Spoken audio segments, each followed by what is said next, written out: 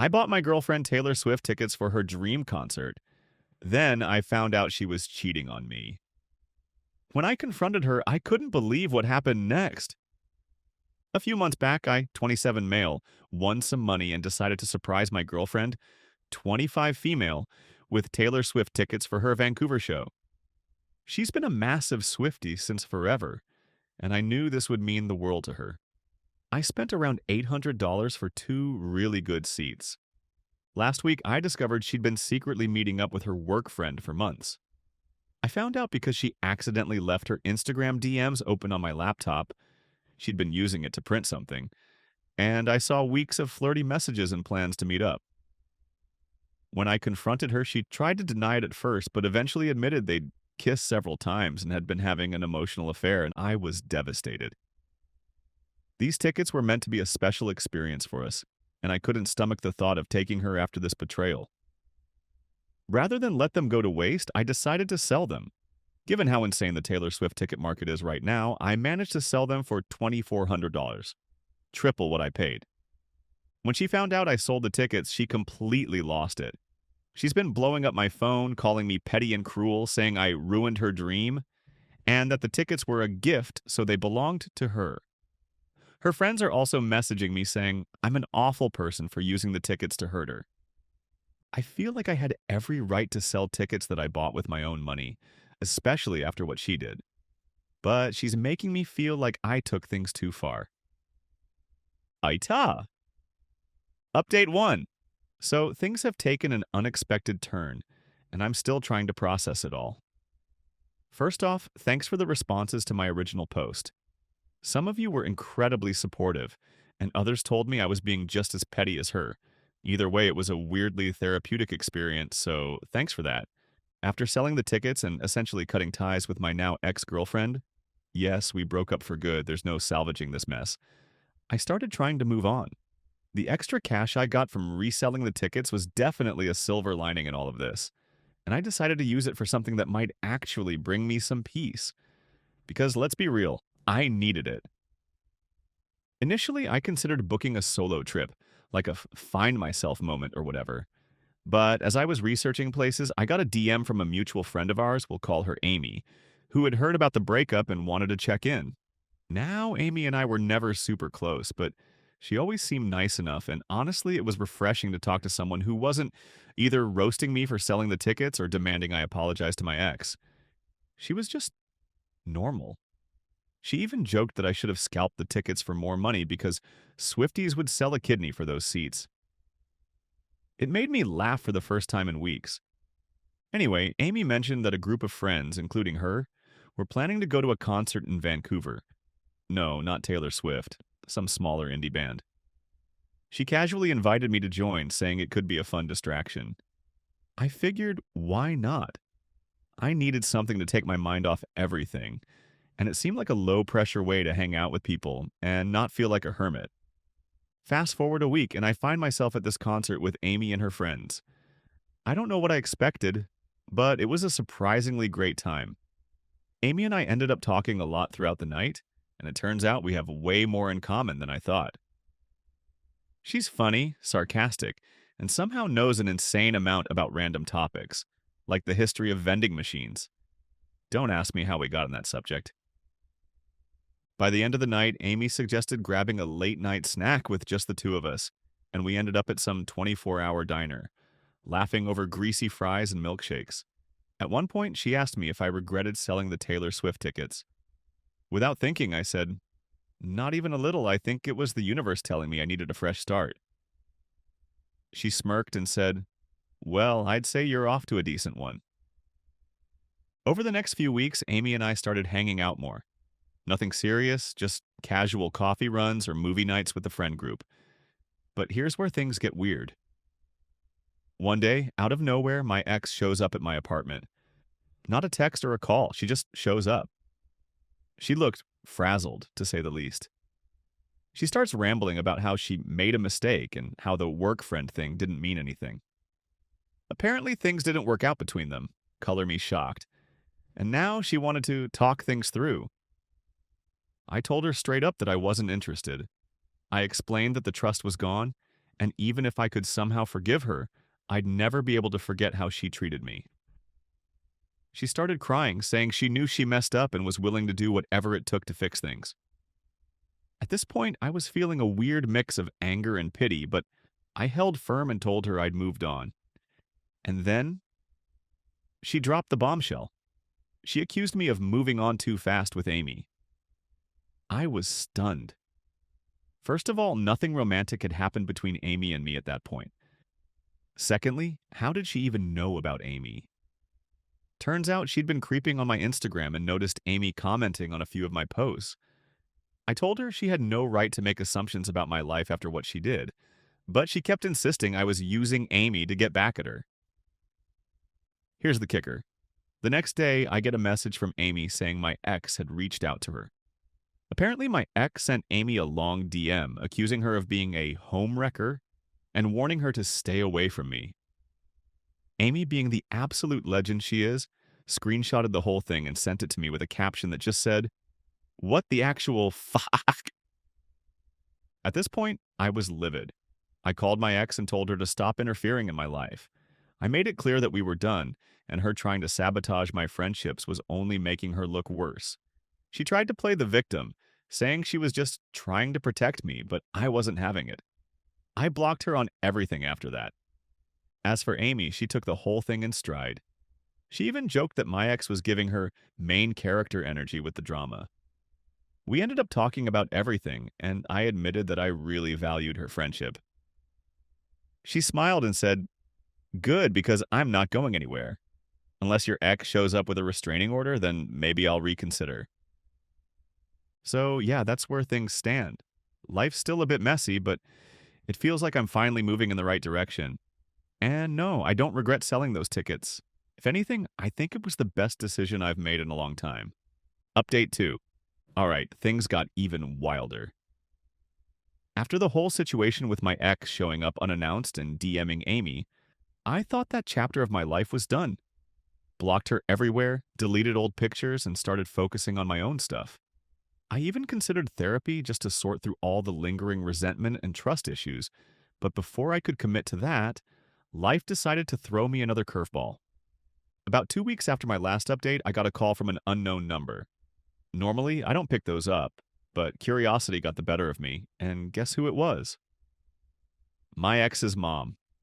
I hadn't spoken to her in over a year, but she was always nice to me, so I figured she was just checking in or maybe wanting to smooth things over. Nope. She jumped straight into the drama, telling me that my ex was devastated and had been crying every day since I sold the tickets and broke up with her. She accused me of being heartless and said I should have at least offered to sell the tickets back to my ex at face value instead of profiting off her dream.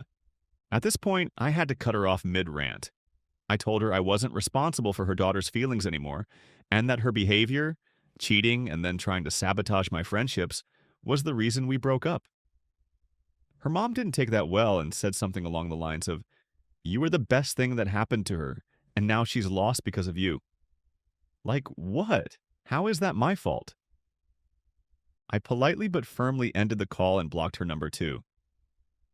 Honestly, the audacity of some people still blows my mind. Here's where things start getting interesting, though. A couple of days after that, Amy and I went out to a local bar with some mutual friends. It was supposed to be a chill night, just drinks and catching up. But while we were sitting at our table, I noticed someone staring at us from across the room. I wasn't sure at first, but then it hit me. It was my ex. She was there with a few of her friends, and the second she saw me looking her way, she started whispering to them. I ignored it because I didn't want to give her the satisfaction of knowing she got under my skin. Amy noticed something was up, though, and asked if I was okay. I told her it was fine and tried to focus on the conversation at our table. But then, about 20 minutes later, one of my ex's friends came over to our table. She leaned in, looked directly at Amy, and said, "You should know you're just a rebound.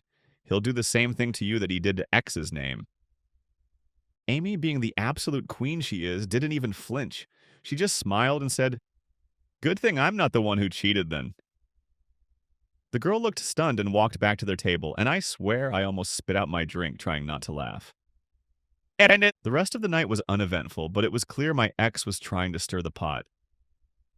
I thought about confronting her, but honestly, what's the point? She's clearly not over it, and I'm not about to stoop to her level. Here's the real twist, though. A few days later, Amy calls me and says she needs to talk. She sounded serious, and I started panicking, thinking maybe all the drama with my ex was too much for her.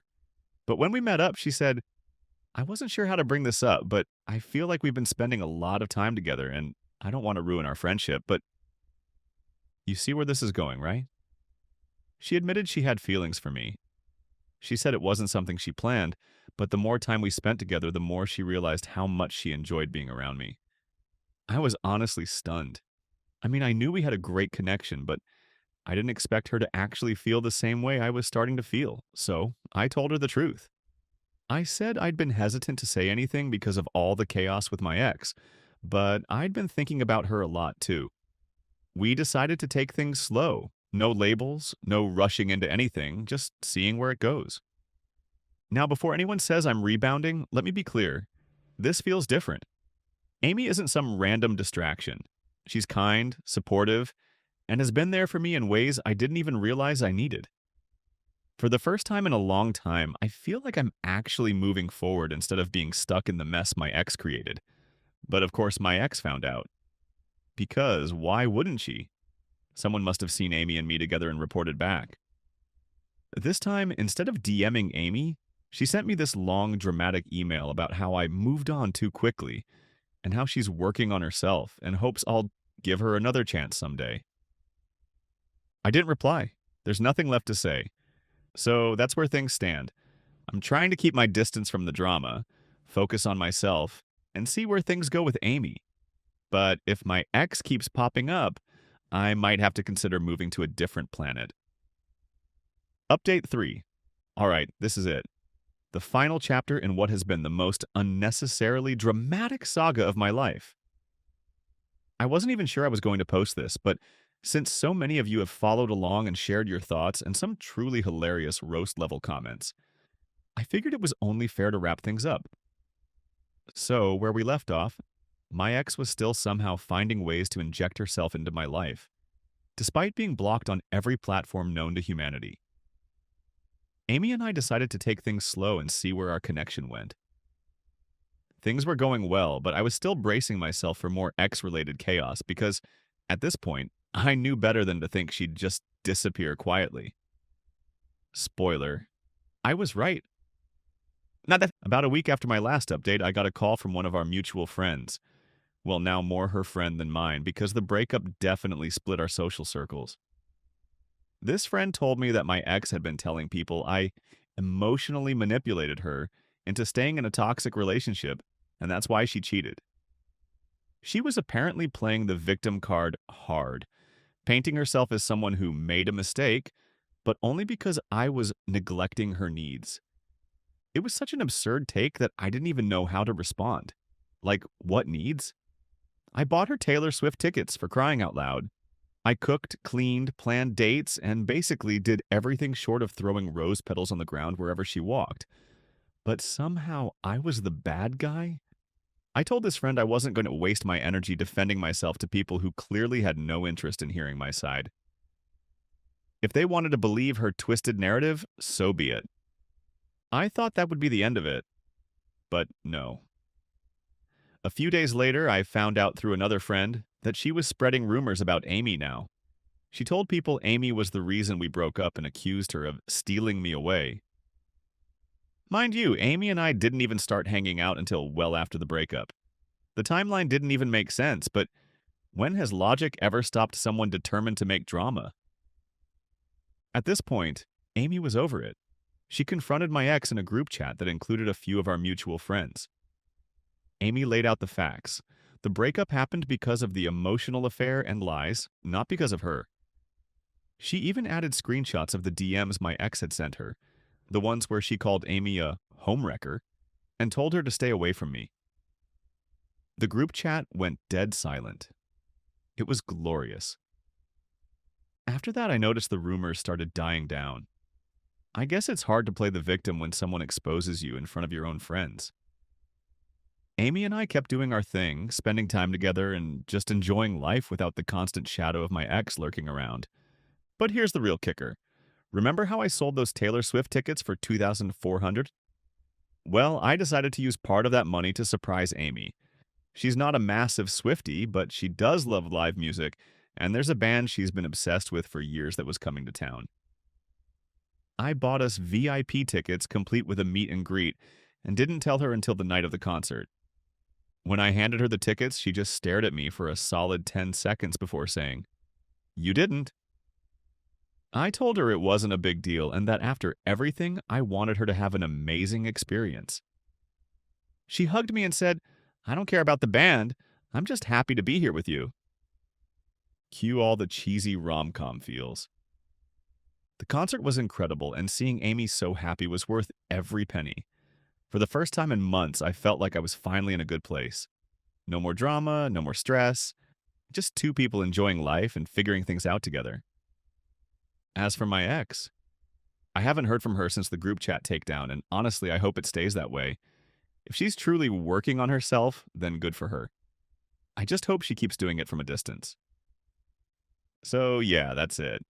What started as a nightmare of betrayal and Taylor Swift tickets somehow turned into one of the best things that's happened to me. Funny how life works like that sometimes.